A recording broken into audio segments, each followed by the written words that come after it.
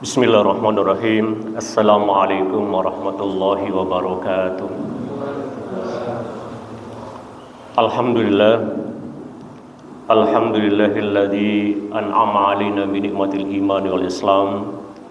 Asyhadu an la ilaha illallah wahdahu la syarikalah wa asyhadu anna Muhammadan abduhu wa rasuluh. Allahumma salli ala nabiyyina Muhammadin wa ala alihi wa ashabihi wa man tabi'ahum bi ihsanin ila yaumiddin. Qala Allah fil Qur'anil Karim, a'udzu billahi minasyaitonir rajim. Ya ayyuhalladzina amanu taqullaha wal tanzur nafsum ma qaddamat lighad wattaqullaha innallaha khabirum bima ta'malun. Shadaqallahul azim.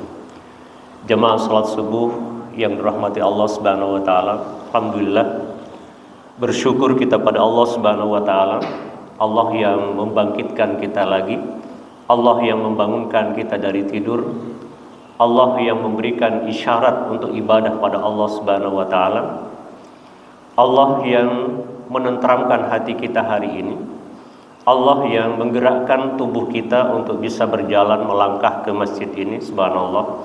Karena tidak semua orang yang tadi malam tertidur jamaah sekalian semuanya terbangun. Tidak semua orang yang kemudian bermujahadah untuk melakukan safar, untuk melakukan perjalanan menuju masjid. Karena ini pekerjaan yang sulit, karena ini sebuah aktivitas yang sulit. Kecuali orang yang digerakkan hatinya oleh Allah Subhanahu wa taala, ketika berniat untuk melakukan sholat subuh, maka dia bertawakal pada Allah dan bermohon untuk dibangunkan.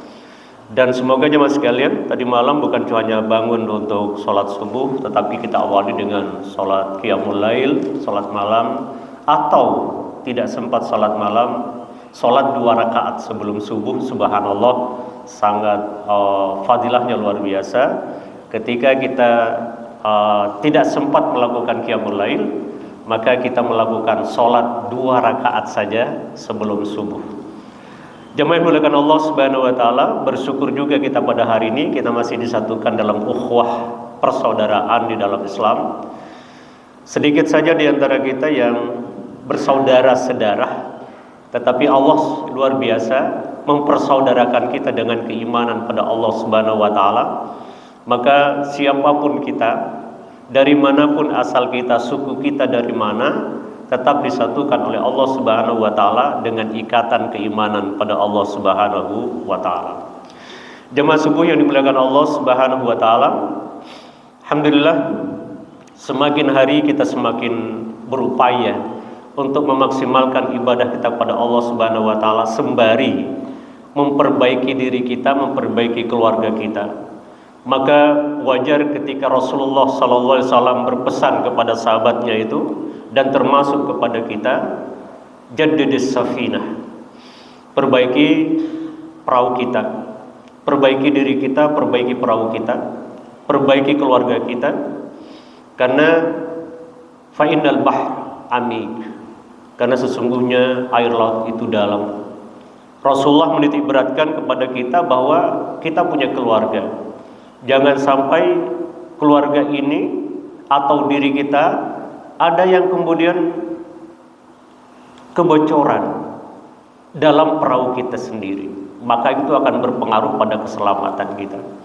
Maka jemaah dimuliakan Allah Subhanahu wa taala, kita selalu berpesan pada diri kita jemaah sekalian bahwa kita sering menghisap diri kita. Kita sering mengevaluasi diri kita sejauh ini jemaah sekalian, pon pada sesepo usia pun pada sabitek petong polo 80 sangang polo 100 dan seterusnya. Semakin kita berevaluasi jemaah sekalian, sejauh perjalanan ini apa yang sudah kita lakukan, ibadah apa yang sudah kita lakukan pada Allah Subhanahu wa taala, dan sejauh ini berapa kesalahan-kesalahan yang sudah kita lakukan pada Allah Subhanahu wa taala dan kepada sesama manusia selalu. Maka warnai hidup kita, warnai segala aktivitas kita dengan hikmah ibadah sholat kita jemaah sekalian. Karena ibadah sholat itu tidak hanya gerakan-gerakan saja, tetapi mampu mewarnai diri kita.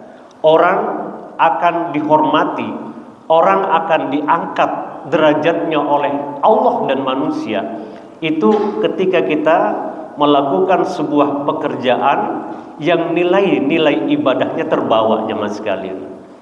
Kita membantu orang lain hanya semata-mata ridho karena Allah Subhanahu wa taala, mencari ridho Allah. Kita bersedekah mencari ridho Allah Subhanahu wa taala, tidak ada tendensi apa-apa, tidak ada alasan apa-apa pengen dipuji, enggak. Kita memberikan sesuatu yang nilainya kecil saja, jemaah sekalian. Datang pengemis kita kasih 2.000, bukan nilainya yang dilihat oleh Allah Subhanahu wa taala, tetapi keikhlasannya kita memberi. Bahkan jemaah sekalian, tersenyum saja itu merupakan ibadah dan dicatat oleh Allah Subhanahu wa taala, asal senyum itu senyum dengan keridhaan Allah Subhanahu wa taala. Jemaah subuh yang dimuliakan Allah Subhanahu wa taala, dan kita saat ini jemaah sekalian lagi mencari dan berebut rahmat Allah Subhanahu wa taala, berebut kasih sayang Allah Subhanahu wa taala. Di dalam sebuah hadis disebutkan jemaah sekalian, Allah menjadikan 100 rahmat, satu yang diturunkan ke bumi, jemaah sekalian. Inilah rahmat satu yang diturunkan Allah ke bumi, inilah yang kita bagi-bagi. Ada kasih sayang sesama manusia. Kenapa seorang ibu sayang kepada anaknya? Karena rahmat Allah Subhanahu wa taala. Kenapa seekor binatang sayang kepada anaknya dan tidak ada singa yang makan anaknya? Karena rahmat Allah, dibagi-bagi rahmat itu oleh Allah Subhanahu wa taala. Maka jemaah muliakan Allah Subhanahu wa taala, wajar kalau Rasulullah mengatakan amal apapun yang kita lakukan di dunia ini, Bapak Ibu sholat, Bapak Ibu bersedekah, tidak akan diterima oleh Allah Subhanahu wa taala kecuali dengan rahmat Allah Subhanahu wa taala. Tidak ada yang membantu kita masuk surganya Allah kecuali rahmat Allah. Sahabat bertanya, ya Rasulullah, berarti termasuk Rasulullah dong? Kalau semua amal kita tidak bermanfaat kecuali dengan rahmat Allah, maka sahabat bertanya, berarti Rasulullah juga? Apa jawab Rasulullah? Ya, termasuk aku. Aku tidak akan terbantukan masuk ke dalam surga dengan amalku kecuali dengan rahmat Allah Subhanahu wa taala. Jemaah dimuliakan Allah Subhanahu wa taala, kita tadi ibadah mengharap rahmat Allah Subhanahu wa taala. Sebab sia-sia apa yang kita lakukan jemaah sekalian kalau rahmat Allah kita tidak miliki dan tidak mampu meraih keridhaan Allah Subhanahu wa taala. Jemaah subuh yang dimuliakan Allah Subhanahu wa taala, kajian kita hari ini tentang derajat manusia di sisi Allah Subhanahu wa taala. Jemaah dimuliakan Allah Subhanahu wa taala, banyak orang yang menginginkan dia dihormati di antara manusia. Banyak orang yang ingin dimuliakan di hadapan manusia. Banyak orang yang berebut harta agar dia dimuliakan di hadapan manusia. Banyak orang yang menuntut ilmu baik dalam negeri maupun di luar negeri, ingin dapat kemuliaan dari manusia.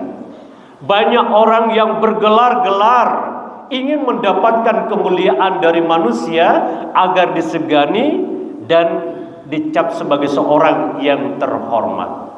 Lalu jemaah benar Allah Subhanahu wa taala, kalau kita terhormat secara manusiawi, terhormat di dunia dan disegani oleh orang lain, mungkin karena jabatan kita yang tinggi, mungkin karena harta kita yang banyak, mungkin karena status sosial kita, gelar-gelar status kita, keturunan kita terbawa, mungkin dihormati. Mungkin karena ilmu kita yang tinggi, ilmu agamanya, dia bergelar doktor, bergelar profesor, semuanya akan bermuara pada bagaimana meraih kemuliaan di dunia. Banyak orang yang mengejar itu jemaah sekalian, karena musim sekarang zamannya orang miskin kayaknya susah dihormati, orang yang bodoh susah dihormati. Maka dari itu orang berebut kekayaan agar dia dihormati, orang berebut kekayaan ilmu karena dia pengen dihormati. Lalu kita tanyakan jemaah sekalian, orang yang paling tinggi ilmunya, orang yang banyak hartanya, orang yang tinggi jabatannya, dapatkah dia kemuliaan dari Allah Subhanahu wa taala? Itu belum tentu jemaah sekalian. Maka dari itu yang kita kejar sebenarnya bukan raih prestasi, bukan raih kemuliaan oleh manusia, tetapi meraih kemuliaan dari Allah Subhanahu wa taala, mengangkat derajat kita, justru yang mengangkat adalah Allah Subhanahu wa taala. Maka ibadah kita jemaah sekalian, Bapak Ibu yang dimuliakan Allah Subhanahu wa taala, bagaimana mengupgrade, kemudian mengangkat derajat kita, kemuliaan kita di hadapan Allah Subhanahu wa taala. Ada orang yang berpenampilan biasa-biasa jemaah sekalian, tidak bergelar apa-apa, tetapi luar biasa. Allah mengangkat derajatnya karena kemuliaan dan keikhlasannya kepada Allah Subhanahu wa taala. Jemaah subuh yang dimuliakan Allah Subhanahu wa taala, untuk itu beberapa sahabat Rasulullah sallallahu alaihi wasallam luar biasa jemaah sekalian. Para sahabat Rasulullah itu tidak menginginkan kemuliaan dunia. Bahkan Rasulullah sendiri mencontohkan bahwa di mana perjuangan dakwah Rasulullah tidak pernah sepi dari hinaan. Dakwah Rasulullah tidak pernah sepi dari cacian. Bahkan dakwah Rasulullah tidak pernah sepi dari fitnahan-fitnahan. Mulai dari tukang sihirnya, pembohongnya. Rasulullah dikatakan sebagai seorang pembohong. Jangan percaya kepada Muhammad, jangan percaya dengan dakwah-dakwahnya karena dia pembohong. Jangankan itu, zaman mulia Allah Subhanahu wa taala, seseorang yang tidak pernah melihat baginda Rasulullah SAW. Pernah seorang pengemis tua yang selalu meminta-minta di sudut pasar. Ketika itu jemaah dimuliakan Allah Subhanahu wa taala, Rasulullah melihat itu, beliau mendatangi seorang yang buta ini, pengemis ini. Apa yang dilakukan oleh Rasulullah SAW? Beliau memberikan makan dan menyuapinya dengan tulus, menyuapinya dengan lembut. Apa yang dikatakan oleh pengemis buta ini jemaah sekalian? Di hadapan Rasulullah SAW, dia mengatakan, siapapun kamu, jangan pernah percaya kepada Muhammad. Muhammad itu tukang sihir, Muhammad itu tukang pembohong. Jangan percaya pada dia. Inilah Rasulullah SAW, bahwa beliau tidak pernah sepi dan tidak mengharapkan kemuliaan dari manusia. Kita tahu berdarah-darah beliau menyampaikan dakwah dan tidak pernah mengatakan bahwa kenapa kalian mau membunuh aku. Tidak. Rasulullah SAW betul-betul seseorang dan sosok yang ikhlas melakukan dan menyebarkan dakwah di hadapan manusia. Bahkan Rasulullah SAW justru menahan lapar beliau. Tidak seperti kita jemaah sekalian yang berlimpahan harta, makan kita enak, menunya bermacam-macam. Rasulullah SAW biasa lapar dan biasa mengikat perut beliau diganjal dengan batu jemaah sekalian. Kalau kita korelasikan dengan hari ini, sudah enggak zamannya lagi orang lapar jemaah sekalian. Bahkan kita saja menu kita berbeda, lain menu sarapan pagi, lain menu makan siangnya, lain menu makan malamnya kita. Rasulullah SAW tidak begitu, tetapi itulah yang mengangkat derajat beliau di sisi Allah Subhanahu wa taala. Jemaah dimuliakan Allah Subhanahu wa taala, sahabat-sahabat Rasulullah mengejar, bukan kemudian mengejar kemuliaan dari manusia. Siapakah sahabat-sahabat Rasulullah yang diangkat derajatnya oleh Allah? Kenal jemaah sekalian bagaimana Abu Bakar As-Siddiq. Beliau sahabat yang pertama-tama juga beriman kepada Rasulullah sallallahu alaihi wasallam, mengimani kenabian Rasulullah dan berjuang bersama Rasulullah sallallahu alaihi wasallam. Beliau seorang yang jujur, beliau seorang yang dermawan, beliau seorang yang teguh pendiriannya untuk mempertahankan agama Islam. Luar biasa jemaah sekalian, beliau diangkat derajatnya oleh Allah Subhanahu wa taala. Kita melihat Umar bin Khattab jemaah sekalian dimuliakan Allah Subhanahu wa taala. Beliau seorang khalifah, tetapi beliau bersedia mengangkat tepung, mengangkat gandum sendiri untuk membantu masyarakat. Dan jemaah dimuliakan Allah Subhanahu wa taala, jarang seorang pemimpin, seorang khalifah jalan ke pelosok-pelosok kemudian mengangkat makanan sendiri memberikan kepada orang-orang yang membutuhkan. Umar bin Khattab di situ jemaah sekalian, dan beliau juga diangkat derajatnya oleh Allah Subhanahu wa taala di sisi Allah Subhanahu wa taala. Kita lihat bagaimana Ali bin Abi Thalib yang setiap keputusannya di dalam melakukan keputusan dalam Islam selalu dilihat karena dia seorang ilmuwan, Ali bin Abi Thalib radhiyallahu an. Itulah sahabat-sahabat, termasuk Utsman bin Affan radhiyallahu an.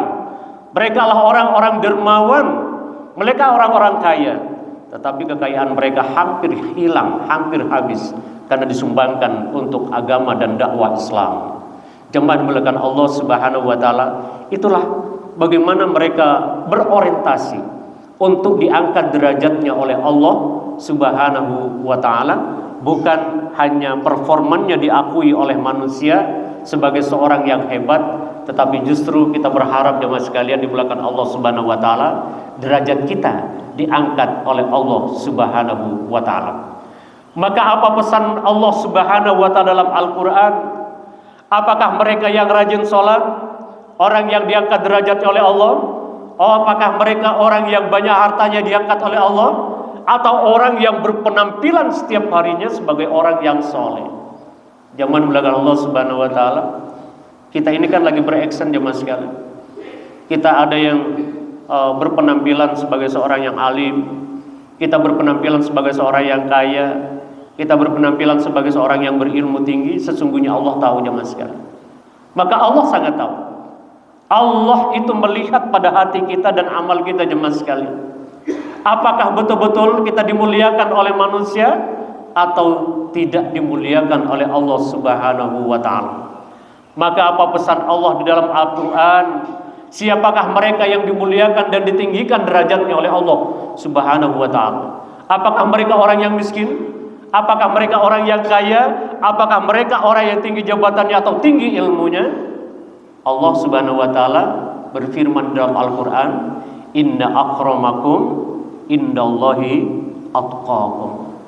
Sesungguhnya yang mulia, yang paling mulia di hadapan Allah Subhanahu wa taala di antara kalian, kata Allah Subhanahu wa taala, orang-orang yang bertakwa kepada Allah Subhanahu wa taala. Maka jemaah dimuliakan Allah Subhanahu wa taala, setiap hari kita ibadah pada Allah. Setiap hari kita bersalat di hadapan Allah Subhanahu wa taala. Setiap hari kita bersedekah.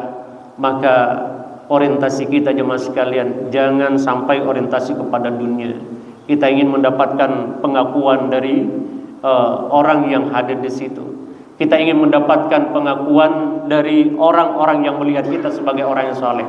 Tetapi orientasi kita jemaah sekalian, mari yang melihat kita adalah Allah Subhanahu wa taala.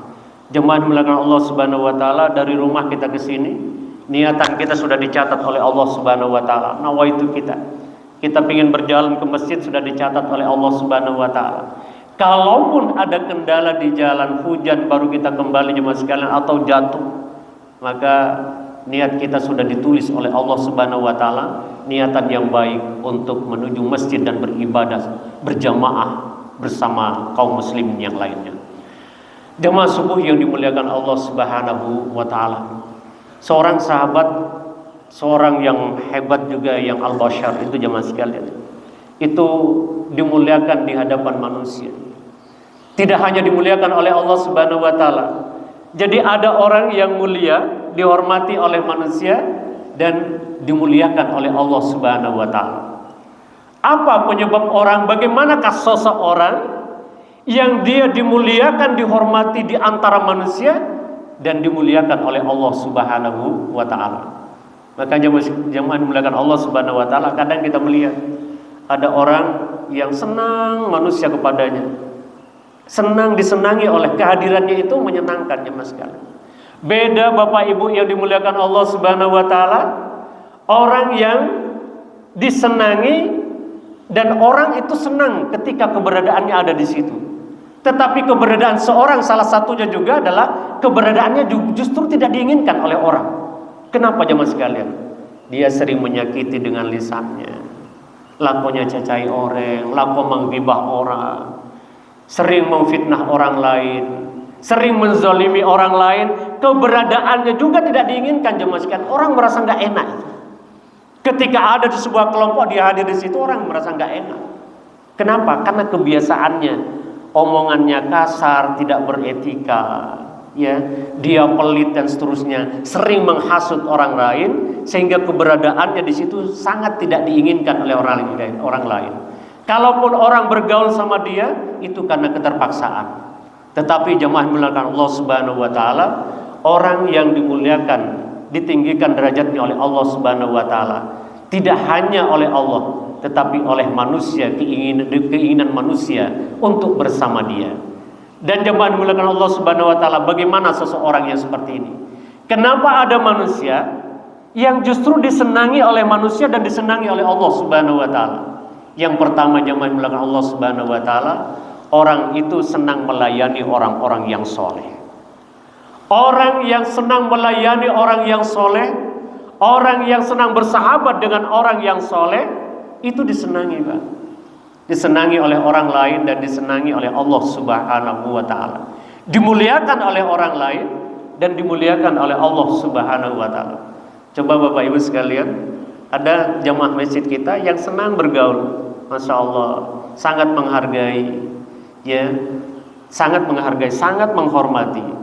Ketika ada orang-orang yang soleh di dekatnya luar biasa, dia layani dengan sebaik-baiknya, tidak pandang bulu dan tidak memilih.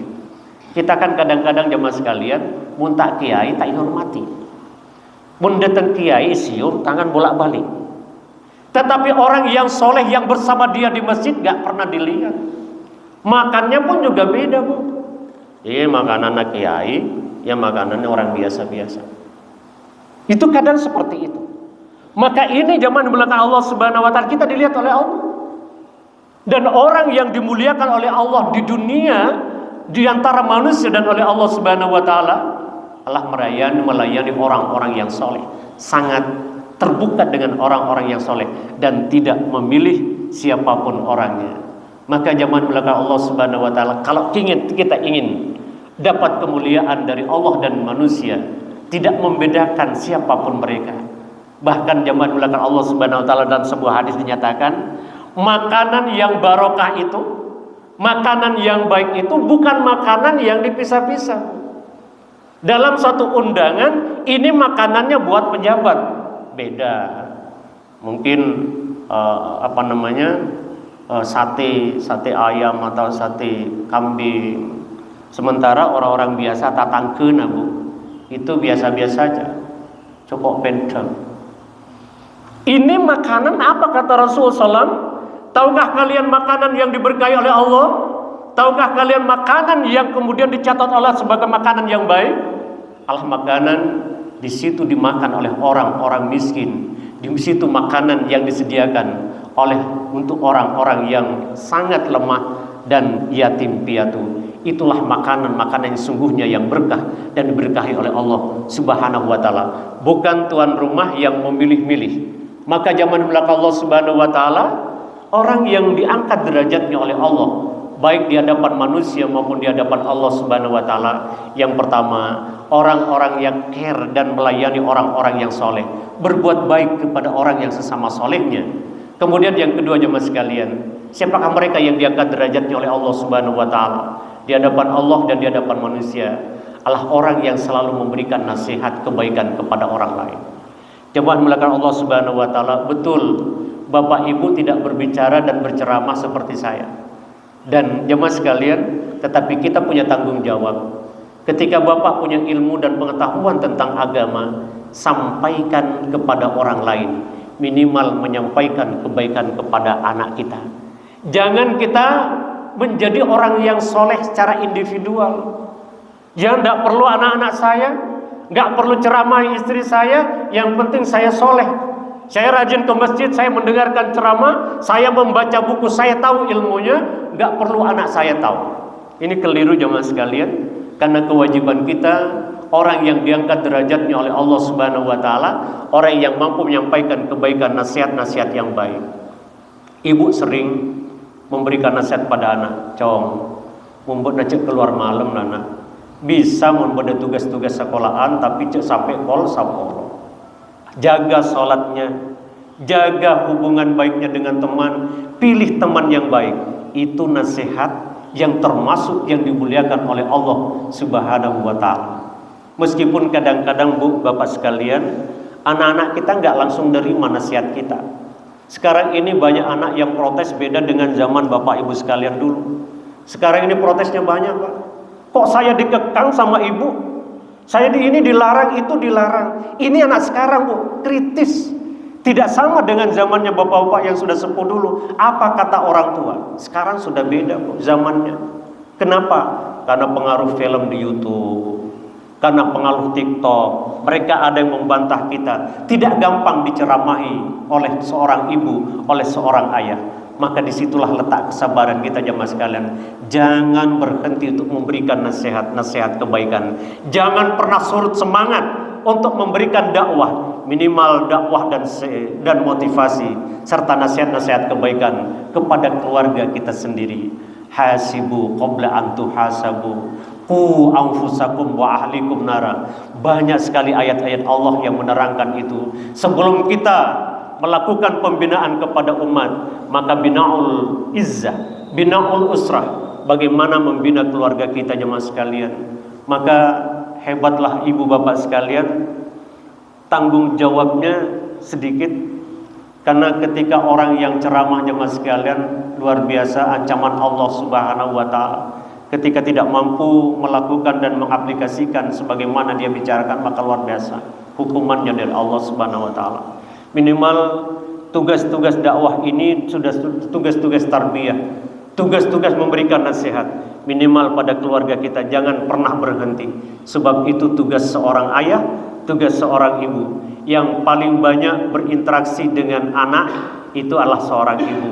Setiap waktu, mulai anak itu kecil, makan, ketika makan kita berikan nasihat, ketika mau tidur kita berikan nasihat, itu seorang ibu. Bapak mungkin karena kesibukannya jarang, tetapi sekali bapak karena contoh yang insya Allah dilihat oleh anak kita, itu adalah seorang bapak. Ada seorang yang bercerita, kok anak saya itu sulit untuk diajak sholat, Ustaz? Loh, kita tanya, Bapak sholat subuh ya? Terus Bapak bangun dengan anaknya? Enggak, anak saya bangunkan, kemudian saya sendiri tidak bangun, dan saya sholat di rumah. Jemaah melakukan Allah Subhanahu wa taala. Maka ketika kita memberi nasihat kepada anak kita jemaah sekalian, terlebih dahulu seorang ayah memberikan tuntunan yang baik, seorang ibu kemudian mencontohkan yang baik, dan sehingga anak-anak kita insyaallah akan nurut kepada kita dan mengikuti nasihat-nasihat itu. Maka jemaah melakukan Allah Subhanahu wa taala yang kedua ini jemaah sekalian, bahwa orang yang diangkat derajatnya di antara manusia, di sisi manusia yang lebih-lebih di sisi Allah Subhanahu wa taala, orang yang saling menasihati di antara kita. Makanya tawasau bil haq wa tawasau bis sabr. Kita tidak ada istilahnya orang yang lebih hebat jemaah sekalian. Saya pun ketika diminta diamanahkan untuk mengisi kajian pagi hari ini, Masya Allah sesungguhnya berat, tetapi Allah mengingatkan kepada kita untuk saling memberikan nasihat selama masih hidup jemaah sekalian. Kalau sudah terputus, kalau sudah kita meninggal, inqata'a amaluh, kita tidak bisa saling menasihati lagi karena satu orang sudah meninggal dunia. Dan mumpung kita dihidupkan oleh Allah Subhanahu wa taala, saling menasihati di antara kita. Apa yang ada di dalam diri kita, pemahaman apa yang ada di dalam diri kita, sampaikan kepada keluarga kita, sampaikan kepada orang lain, sampaikan kepada orang yang membutuhkan. Selama nasihat-nasihat itu adalah nasihat-nasihat kebaikan, selama nasihat itu bukan nasihat dan petunjuk untuk melakukan kemungkaran kepada Allah Subhanahu wa taala, selama nasihat itu bukan nasihat menghasut, selama nasihat itu bukan nasihat perpecahan, maka jamaah melakukan Allah Subhanahu wa taala. Tren sekarang ini trennya adalah bagaimana berpecah-pecah. Ada orang yang menghasut, ini keliru, ini terlalu berlebihan, ini tidak masuk surga nanti. Jangan jamaah yang dimuliakan Allah Subhanahu wa taala. Tahapan dalam dakwah kita untuk memberikan nasihat jemaah sekalian tidak seperti itu. Rasulullah memberikan teladan yang paling banyak. Maka di dalam Al-Qur'an disebutkan, laqad kana lakum fi Rasulillahi uswatun hasanah. Di dalam diri beliau itu terdapat uswatun hasanah. Beliau banyak menggambarkan Islam itu bukan dengan kata-kata, tetapi dengan akhlak beliau yang baik. Maka akhlak inilah yang kemudian bisa memualafkan orang-orang kafir, bisa memasukkan orang-orang kafir untuk bersyahadat. Kenapa? Karena melihat contoh teladan dari akhlak Rasulullah sallallahu alaihi wasallam. Sekali lagi jamaah mulakan Allah Subhanahu wa taala, bagaimana caranya kita untuk diangkat derajat kita oleh Allah Subhanahu wa taala? Jadilah orang-orang yang selalu memberikan nasihat kebaikan kepada orang lain. Jangan berhenti sampai kita mendengarkan ceramah saja, tetapi apa yang menjadi hikmah dan intisarinya.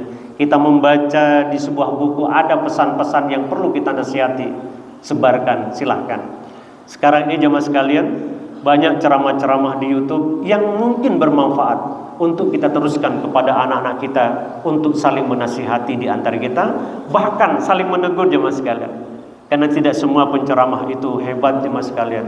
Maka perlu kita saling sharing, ini kok begini misalnya, alangkah baiknya begini. Maka jamaah dimulakan Allah Subhanahu wa taala, kita selama masih hidup ini saling menasihatilah di antara kita, karena bagian daripada cara Allah untuk mengangkat derajat kita di hadapan manusia dan di hadapan Allah Subhanahu wa taala. Yang kedua ini saling menasihati di antara kita. Yang ketiga jemaah dimulakan Allah Subhanahu wa taala, jemaah subuh, bagaimana Allah mengangkat derajat kita adalah orang yang mencintai Allah Subhanahu wa taala dan Rasulnya, orang yang mencintai Rasulullah sallallahu alaihi wasallam. Jemaah dimulakan Allah Subhanahu wa taala, mencintai Rasulullah tidak hanya harus melakukan dan mengadakan maulid, tidak, tetapi bagaimana kemudian mengaplikasikan teladan dan sunnah-sunnah Rasulullah sallallahu alaihi wasallam. Maka ketika ada momen-momen maulid, maka kita ajak mereka untuk meneladani sunnah Rasulullah. Bagaimana teladan Rasulullah sallallahu alaihi wasallam? Hal yang kecil jemaah sekalian, ketika kita mengajarkan anak-anak kita bagaimana ketika mau makan, anak kita hafal gak doa makannya? Bagaimana ketika anak kita mau tidur, kita hafal gak doa tidurnya? Atau bapak ibu juga gak hafal? Maka sunnah yang terkecil seperti ini jemaah dimulakan Allah Subhanahu wa taala kita pelajari. Bagaimana Rasulullah kalau makan? Apakah Rasulullah makannya berdiri atau duduk? Ya, kita banyak yang lupa jemaah sekalian. Kadang-kadang kita makan atau minumnya berdiri, padahal sunnah Rasulullah duduknya Rasulullah sallallahu alaihi wasallam. Memulai dengan tangan kanan, memulai dengan bismillah, subhanallah. Kita kadang-kadang lupa jemaah sekalian. Makan langsung makan saja, tetapi tanpa menyebut bismillah ataupun baca doa makan. Kita mulai melangkah, bagaimana langkah ke dalam masjid, bagaimana keluar dari masjid, apa doanya. Nah, itu hal-hal yang kecil jemaah sekalian. Maka mencintai sunnah Rasulullah sallallahu alaihi wasallam itu sangat penting jemaah sekalian. Maka disebutkan oleh Rasulullah sallallahu alaihi wasallam, semua kita insyaallah masuk surga, Pak. Kecuali orang-orang enggak mau. Yakin Bapak Ibu sekalian pengen masuk surga semua. Karena Rasulullah mengatakan kullu ummati yadkhulunal jannah. Semua umatku insyaallah masuk surga semuanya. Illa man aba, kecuali orang yang memang enggak mau masuk ke dalam surga. Sahabat bertanya, "Mayyaba ya Rasulullah?" Siapa yang tidak mau masuk ke dalam surga, wahai Rasulullah? Man atani dakhalal jannah. Barang siapa yang taat kepadaku, kata Rasulullah, dialah yang masuk ke dalam surga. Artinya jemaah sekalian, apa yang disampaikan oleh Rasulullah, pesan-pesan dari Allah dalam Al-Quran itu disampaikan oleh Rasulullah. Siapa yang mengikuti sunnah Rasulullah, siapa yang mengikuti qudwah Rasulullah, siapa yang mengikuti uswahnya Rasulullah SAW, masuk ke dalam surga. Dan siapa yang tidak taat kepada Rasulullah SAW, maka dialah orang yang tidak mau memang untuk masuk ke dalam surga. Maka jemaah dimulakan Allah Subhanahu wa taala, kita kemudian cara kita diangkat oleh Allah dan diantara manusia, derajat kita jemaah sekalian, bagaimana mencintai sunnah Rasulullah sallallahu alaihi wasallam. Jemaah dimulakan Allah Subhanahu wa taala, kita ini laki-laki wajibnya di sholat jamaah jemaah sekalian. Ya, ada yang mengatakan wajib, ada yang mengatakan ini sunnah muakkad. Laki-laki memang orientasinya ke masjid kalau salat.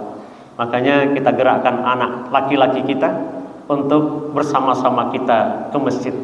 Luar biasa Bapak Ibu sekalian, kalau kita melihat di dalam masjid itu, Masya Allah, luar biasa, laki-laki banyak. Cuma laki-laki yang sudah tua, Pak. Yang adzan juga sudah tua. Itu fenomena sekarang. Hebat laki-laki, tapi laki-laki tua. Laki-laki yang muda-muda pada enggak hobi ke masjid, Pak. Ini fenomena zaman sekarang, jemaah sekalian. Tetapi kita perlu ingatkan jemaah sekalian bahwa suatu saat bapak yang sudah sepuh kita ini itu akan berganti generasi, Pak. Lalu kapan kita kemudian mengorbitkan anak-anak kita? Sop pertama tadi adalah sop orang-orang yang pernah tugas, sop yang sudah sepuh. Lalu anak-anak kita yang belum bangun itu bagaimana gitu. Maka kita biasakan, kalau hari ini ada anak putri yang ikut, Masya Allah, besok-besok ada anak putra kita, Bu. Kita ajak supaya mereka bisa menatap masjid ini, luar biasa. Kita ini akan perlu degenerasi, kita perlu remaja-remaja masjid, subhanallah. Dan kita perlu membangkitkan dan memotivasi mereka untuk mencintai masjid.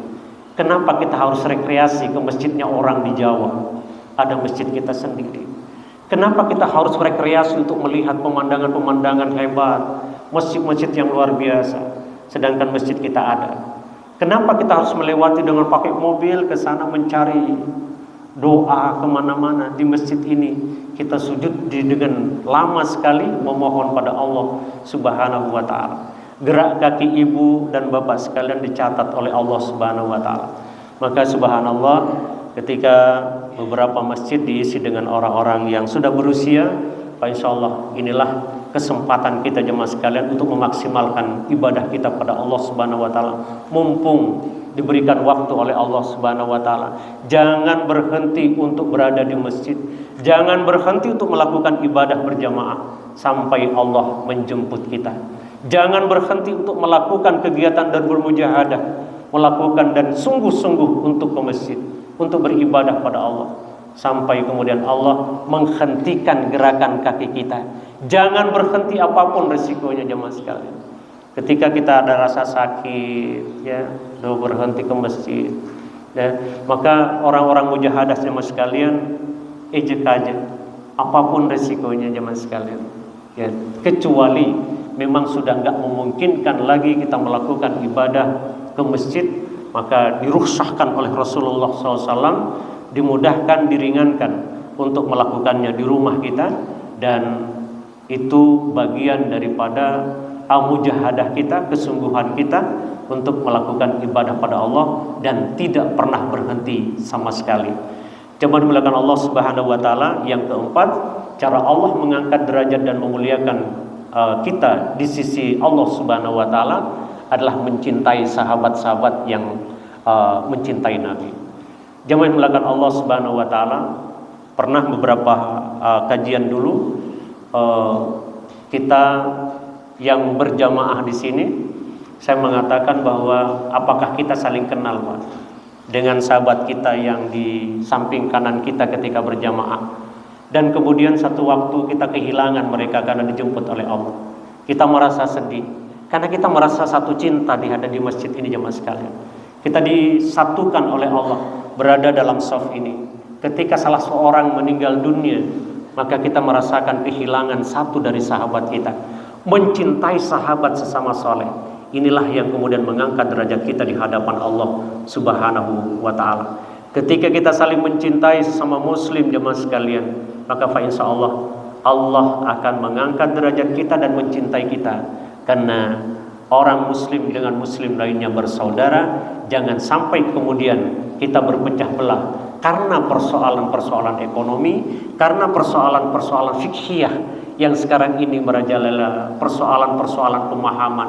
Jangan terlalu dibesarkan, tetapi mari dilakukan dengan cara dialog dan melakukan kajian-kajian mendalam tentang apa pemahaman-pemahaman tentang fikih kita, tetapi jangan saling kemudian menjustis salah, menjustis sesuatu yang mungkin mendatangkan perpecahan, karena Allah melarang kita untuk berpecah belah. Fa'tasimu bihablillahi jami'a wa la tafarraqu. Berpegang teguhlah kalian pada tali Allah Subhanahu wa ta'ala, jangan sampai berpecah belah. Jemaah belakang Allah Subhanahu wa ta'ala, orang yang terikat hatinya di masjid orang yang selalu terpaut hatinya dengan masjid, orang yang selalu cinta dengan masjid. Insya Allah termasuk 7 golongan yang dilindungi oleh Allah, dinaungi di padang mahsyar nanti. Kalau ibu sudah terlalu cintanya ke masjid, insya Allah mendapatkan naungan, tidak akan merasakan panas di akhirat nanti. Bapak yang selalu cinta dengan masjid, bapak yang selalu terkait dengan masjid, maka insya Allah akan senantiasa dilindungi oleh Allah, dinaungi oleh Allah di padang mahsyar, di tengah panasnya matahari yang didekatkan pada waktu itu. Mudah-mudahan jamaah dimulakan Allah Subhanahu wa taala, apa yang kita lakukan selama di dunia ini, ibadah kita, kemudian kebaikan amal kita sesama manusia, senantiasa menjadi sebuah kontribusi akhirat kita. Kita lagi menabung amal kebaikan untuk kita dapatkan hasilnya nanti di akhirat. Mudah-mudahan sholat-sholat kita jemaah sekalian, sholat bapak ibu diterima oleh Allah Subhanahu wa taala, diampunkan segala dosa-dosa kita yang dulu, sekarang, dan yang akan datang, dituntun kita oleh Allah Subhanahu wa taala. Mari kita bermunajah pagi hari ini jemaah sekalian. Allahumma ighfir lil muslimina wal muslimat wal mu'minina wal mu'minat al ahya'i minhum wal amwat innaka sami'un qaribun mujibud da'wat wa ya qadiyal hajat. Ya Allah ya Rabbana, pagi hari ini ya Allah kami mengetuk pintu maghfirah-Mu ya Allah, berharap dosa-dosa kami yang lalu sekarang ini ya Allah Engkau ampuni ya Allah. Kami tidak mampu untuk melakukan sesuatu tanpa hidayah-Mu ya Allah. Tuntun hati kami ya Allah untuk ikhlas dalam beribadah. Jangan hadirkan rasa sombong dan riya di hati kami ya Allah. Ya Allah ya Rabb, kalau hari ini kami merasakan ada kesakitan dan nyeri dalam tubuh kami, sembuhkan ya Allah. Jangan jadikan penghambat kami untuk beribadah kepadamu ya Allah. Ya Allah ya Rabbana, bersihkan pikiran kami dan hati kami dari prasangka dan buruk kepada orang lainnya. Ya Allah ya Rabbana, kuatkan kaki kami untuk melangkah ke masjid ya Allah. Ya Allah ya Rabbana, kuatkan kepala